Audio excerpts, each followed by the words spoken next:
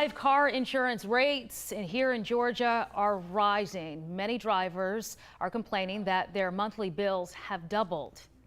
I'm adding my name to that list. Insurance rates have been climbing for years, but why? Here's our why guy.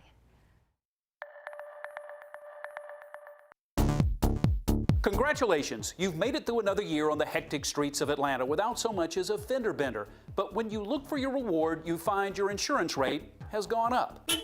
Auto insurance rates in Georgia have been climbing for years. At one time, the rate increases were among the steepest in the nation, and now we're going to explain why.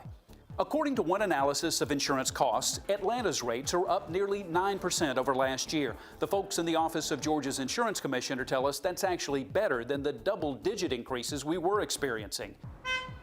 There are a great many reasons for the rising costs. Atlanta's congested highways, often lined with construction barrels, are the scene of frequent accidents. Our improving economy means more people are driving, and they're often driving more expensive cars. So when there are claims, they can be more costly. Insurance companies adjust rates for everyone depending on the amount of claims they've had to pay out. A professor of risk management and insurance at the University of South Carolina says due to the frequency and severity of accidents in Georgia, we are the least profitable state in the South for automobile insurers. The Insurance Commissioner's office says the situation should be getting better. Georgia's new hands-free law is already making our roads safer. Traffic fatalities were down last year. Rates are still growing, but not as quickly as they once were.